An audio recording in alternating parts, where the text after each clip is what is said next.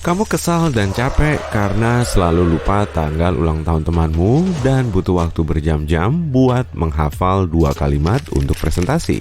Kalau begitu, persiapkan dirimu karena kita bakal minta saran dari Elon Musk tentang cara meningkatkan daya ingat. Apa? Kamu nggak punya nomor telepon Elon? Tenang, udah aku urus kok.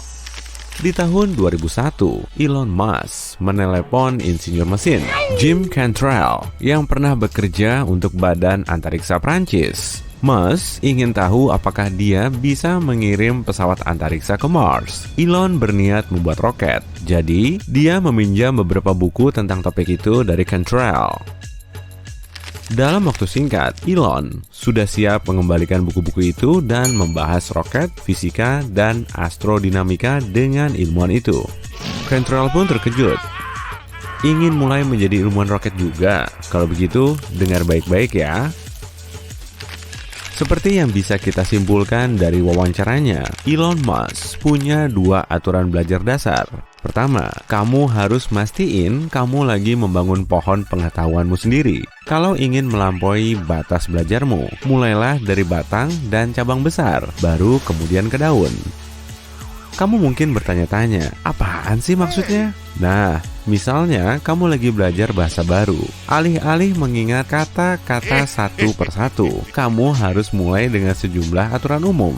Saat kamu sudah memahami dan menghafalnya, kamu akan membangun batang yang kuat untuk pengetahuanmu. Apapun yang kamu pelajari, kamu bisa mencoba cara ini, mulai dari fisika sampai tren TikTok.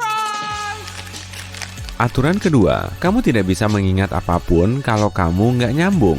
Elon Musk tidak pernah belajar secara acak. Dia menghubungkan setiap informasi baru dengan pengetahuan lebih dasar dan solid yang sudah dia miliki. Jadi, alih-alih mengumpulkan informasi-informasi kecil dan melemparkannya ke api yang pada akhirnya akan habis terbakar, kamu harus menemukan cara untuk menghubungkan daun dan cabang pohon pengetahuanmu, lalu biarkan tumbuh. Untuk membantu pohonmu tumbuh, kamu harus dikelilingi oleh orang-orang terbaik di bidangnya. Kalau kamu nggak bisa ngundang orang-orang terpintar di dunia untuk bakar sate di rumahmu, ya setidaknya buat mereka hadir di dalam hidupmu secara virtual. Tonton wawancara mereka, dengarkan podcast, dan baca sebanyak yang kamu bisa. Mas merekomendasikan buku-buku tentang orang-orang jenius lainnya, serta bacaan umum sebanyak mungkin. Saat berumur 9 tahun, dia mengabdikan diri untuk membaca ensiklopedia lengkap Britannica, lalu beralih ke buku-buku fiksi ilmiah selama sekitar 10 jam setiap hari.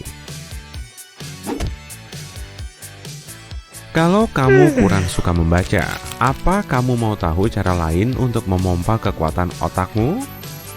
99% populasi dunia punya tangan dominan. Nah, yang mana tangan dominanmu? Iya, yang biasa kamu pakai untuk menulis, membuat makanan, melukis, dan lain-lain. Cobalah sesekali untuk beralih ke tangan satunya untuk memperkuat koneksi saraf di otakmu. Itu akan mempertajam pikiran dan ingatanmu.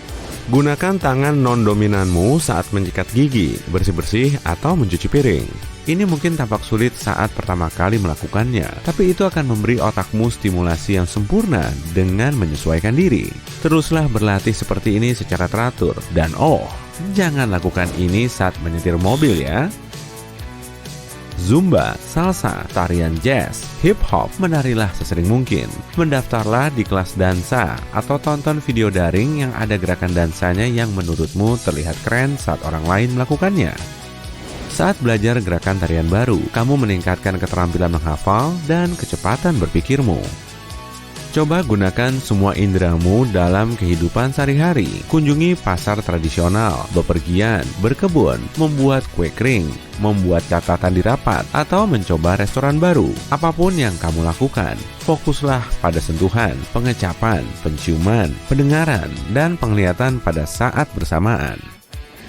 Makin banyak indera yang kamu gunakan, bahkan untuk sesuatu yang kamu lakukan setiap hari, makin banyak pula kekuatan otak yang terlibat dalam menjaga memori itu. Bumbui kehidupan sehari-harimu, ambil rute baru ke tempat kerja, taruh kalendermu di sisi lain meja, atau coba jenis kopi baru. Perhatikan detail yang biasanya kamu abaikan. Apa kamu tahu ada berapa piring yang kamu punya di rak dapurmu sekarang? Hitunglah, atau hitung jumlah tangga yang kamu naiki atau turuni setiap hari. Selain itu, cobalah mandi dengan mata tertutup. Melakukan sesuatu menggunakan indera peraba akan memberi sinyal ke otakmu tentang hal itu dan memberikannya latihan yang baik. Masih butuh saran lain? Pada 2013, psikolog dari Universitas Negeri Montclair melakukan suatu eksperimen. Mereka menyimpulkan bahwa mengepalkan tangan kanan selama 90 detik membantu pembentukan memori. Kalau kamu melakukan hal yang sama dengan tangan kirimu, ini bisa meningkatkan daya ingatmu. Mereka meminta 50 orang dewasa untuk mengingat daftar panjang kata-kata. Percaya nggak percaya, mereka yang mengepalkan tangan bisa mengingat lebih banyak kata. Para peneliti meyakini bahwa mengepalkan tangan memicu area otak tertentu yang bertanggung jawab memproses memori. Apa kamu ingat nama cewek yang dikenalin temanmu di pesta ulang tahunnya bulan lalu? Atau montir baik yang pernah memperbaiki mobilmu? Kamu mungkin ingat wajah mereka, tapi tidak dengan namanya, karena nama tidak terlalu menggambarkan seseorang. Kalau kamu ingin lebih melatih otakmu untuk mengingat data-data penting, sebutkanlah dengan lantang. Ulangi semua hal yang baru saja kamu pikirkan, baca, atau dengar dengan keras. Itu akan memperkuat ingatanmu. Bacalah dengan keras. Baca kembali dengan periode waktu yang lebih lama, sekali setiap beberapa jam, setiap hari. Begitulah caranya menguasai data dan keterampilan yang rumit. Buat istana memorimu sendiri. Kembalikan memorabilia yang ada. Ini adalah salah satu teknik memori yang ampuh juga. Pilih tempat yang sangat kamu kenal, kampung halaman, sekolah, atau mungkin lemarimu. Pastikan kamu memilih sesuatu yang besar dan punya banyak detail. Misalnya, rumahmu. Sekarang, pikirkan rute yang melewati tempat itu. Kamu masuk lewat pintu depan. Apa yang kamu lihat selanjutnya? Dapurmu? Oke. Sekarang pilih tempat di mana kamu ingin menyimpan informasi yang ingin kamu ingat. Setiap tempat harus unik. Bisa berupa ruangan terpisah atau objek berbeda di ruangan itu. Sekarang, ambil selembar kertas dan gambar istanamu dengan setiap detailnya.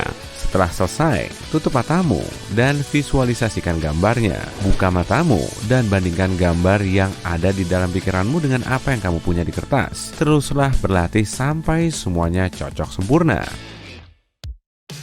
Bagilah informasi yang ingin kamu hafal menjadi beberapa bagian dan sebarkan ke seluruh istanamu. Jika kamu mencoba mengingat pidato di luar kepala, taruh kalimat pertamamu di keset dan selanjutnya kalimat demi kalimat di sekitar rumah. Buat sistem kode sendiri. Jangan cuma gunakan kata-kata dan angka. Angsa bisa menggantikan nomor 2 dan marching band bisa mewakili Maret. Cobalah untuk menemukan simbol yang membuatmu merasakan sesuatu yang bisa bergerak dan bersuara, apapun yang membantumu mengingatnya.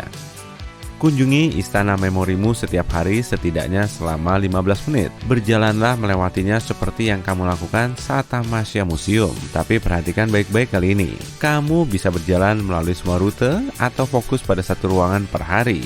Tutup saja matamu dan pergi ke sana kapanpun ada waktu.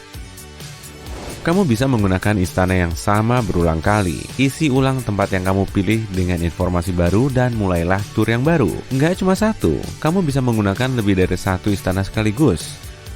Jangan gunakan GPS, kecuali saat menyetir lewat kota yang belum kamu kenal di malam hari tentunya, melainkan sesekali. Sebuah penelitian tahun 2013 menemukan bahwa selalu mengandalkan teknologi untuk memandumu menyebabkan bagian otak yang disebut hipokampus menyusut. Bagian ini bertanggung jawab atas memori spasial dan memindahkan data dari penyimpanan jangka pendek ke jangka panjang. Jadi, cobalah mencari cara untuk mencapai suatu tempat sendiri jika memungkinkan, atau setidaknya berangkat ke sana menggunakan GPS dan pulang dengan mengandalkan memori. Gunakan sumpit. Penelitian menunjukkan bahwa sumpit membantu menumbuhkan ekstensi baru sel saraf yang memungkinkan komunikasi antar sel otak. Jika kamu bukan tipe orang yang suka menggunakan sumpit, cobalah merajut, memutar pensil di antara jari, atau aktivitas jari lainnya. Semuanya punya efek yang sama pada sel-sel otakmu.